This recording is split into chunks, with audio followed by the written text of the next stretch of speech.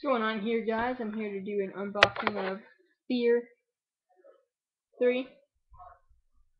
Yeah, so all I really have to do is open it, because I already unwrapped the plastic. Get the game content with the first purchaser maps. The short-ass game manual. Want to see it? Yeah. How short that is. Like one page, too.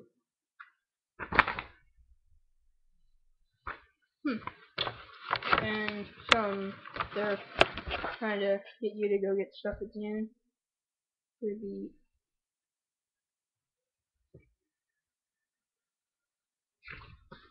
Yeah, so that's about it. Oh wait, I'm getting one more of the most important thing ever.